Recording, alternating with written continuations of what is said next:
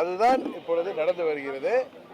இன்னும் பல கட்சிகள் யாரெல்லாம் திமுகவுக்கு எதிராக இருக்கிறார்களோ, திமுக ஆட்சி தொடரக்கூடாது, மக்கள் விரோத ஆட்சி தொடரக்கூடாது என்று நினைக்கிறார்களோ அனைவரும் தேசிய ஜனநாயக கூட்டணிக்கு ஆதரவளிக்க வேண்டும் என்று சொன்ன அதுதான் நடந்திருக்கு. இதுக்கு அடுத்த கேள்வி என்ன கேட்கணுமோ அதாவதுங்க, தேசிய ஜனநாயக கூட்டணிங்கிறது பெரிய சமுத்திரம் மாதிரி. தமிழ்நாடுன்னு வர்றப்ப அம்மாவுடைய கட்சி அதில் தலைமை ஏற்கணும்னு சொல்லியிருக்காங்க. அதில் என்ன உங்களுக்கு அதில் என்ன பிரச்சனை இருக்கு? நீங்கள் அந்த தலைமையை ஏற்றுக்கிறதுக்கு தயாராக இருக்கீங்களா? நீங்கள் தான் அது நேற்று உள்துறை அமைச்சர் உங்களுடைய கேள்விகளுக்கெல்லாம் பதில் சொல்லியிருக்காரு.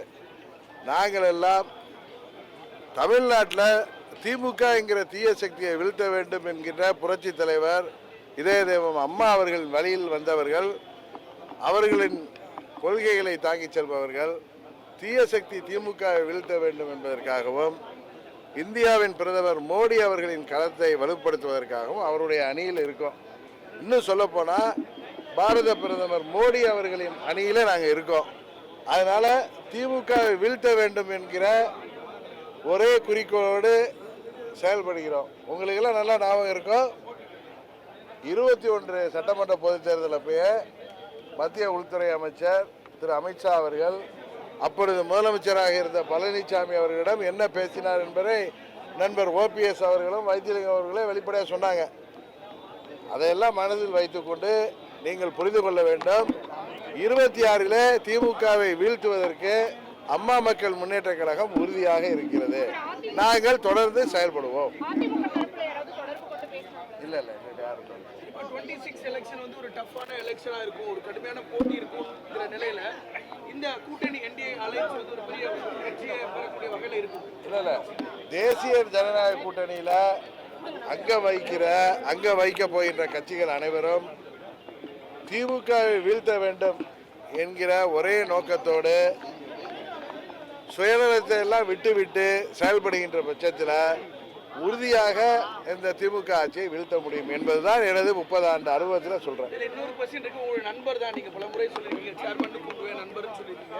நேற்று அவரை பற்றி ஒரு கேள்வி கேட்கும்போது அதிமுக இன்டர்னல் விஷயம் அதில் எங்களால் தலையிட முடியாது, அதிமுக உட்கட்சி பிரச்சனைன்னு மத்திய உள்துறை அமைச்சர் சொல்லியிருந்தார். ஒரு புறம் அவர் நீங்க வேற ஒரு அமைப்பு கட்சி வச்சிருந்தாலும் கூட அவர் ஒரு நண்பர், அவரை இதில் இன்க்ளூட் பண்ணணும் அப்படிங்கிற திரு சஃபீர் அவர்கள் கேட்ட கேள்வியை நானும் நைட்டு பார்த்தேன்.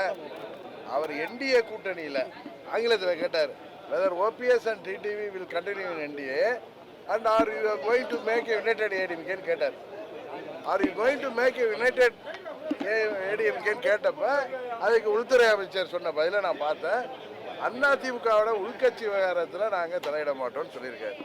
அதற்காக OPS அவர்களை கைவிட்டாரு, காலை விட்டாரு அப்படின்னு நீங்கள் விவாதம் நடத்துவதெல்லாம் உங்களுடைய சொந்த விருப்பம் அல்லது ஆசைதானே தவிர திரு நண்பர் OPS அவர்களை என்றைக்கும் அவர் தனிமைப்படுத்தப்பட மாட்டார். அவர் அம்மாவின் தொண்டர். அம்மாவின் தொண்டர்கள் அனைவரும் ஓர் அணியில் இணைந்து திமுக வீழ்த்துவோம் என்று சொன்னேன். அதில் என்றைக்கும் திரு OPS அவர்கள் தனிமைப்படுத்தப்பட மாட்டார் என்ற உறுதியை மாத்திரம் இந்த இடத்துல சொல்றேன். இன்னொன்று சொல்றேன், நாங்கள் எல்லாம் திரு மோடி அவர்களின் கரத்தை வலுப்படுத்துவதற்காக தேசிய ஜனநாயக கூட்டணியில் சென்றவர்கள். நாங்கள் என்றைக்கும் எங்கள் நிலைப்பாட்டிலிருந்து பின்வாங்க மாட்டோம் என்பதை இந்த நேரத்தில் மீண்டும் சொல்லுறோம். இல்ல நான் ஏற்கனவே ஒருங்கிணைந்த அதிமுகங்கிறதுக்கு வாய்ப்பு கிடையாது. ஏன்னா ஒரு சிலருக்கு பரந்த மனம் இல்லை. அதனால ஓர் அணியில் திரள வேண்டும் நான் பல முறை சொல்லிட்டு இருக்கேன். கிளிப்பில்ல மாதிரி சொல்லிட்டு வரேன். நீங்க எத்தனை முறை கேள்வி கேட்டாலும் இன்றைக்கு நான் உங்களுக்கு சொல்வது, திமுகவை வீழ்த்த இந்தியாவுக்கு சிறப்பான ஆட்சி கொடுக்கின்ற மோடியின் கரத்தை வலுப்படுத்த நாங்கள் மோடியின் அவர்களுடன் இருக்கிறோம். நண்பர் பன்னீர்செல்வமும் திரு மோடி அவர்களுடன் இருக்கிறார்.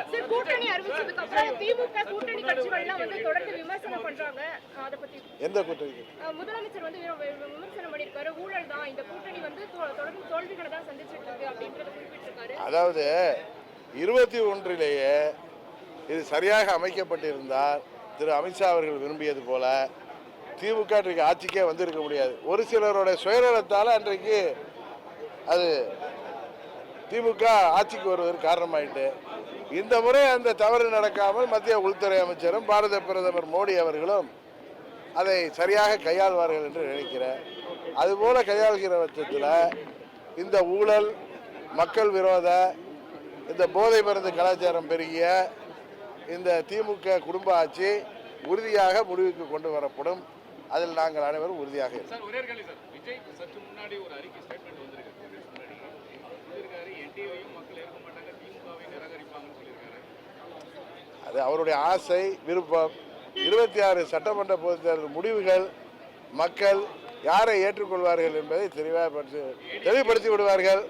இதில் எங்களா உங்களா அவங்களா அப்படின்னு பேசுவதெல்லாம் ஒரு முறையாக இருக்காது என்று நான் நினைக்கிறேன். இறுதி கேள்வி அமைச்சர்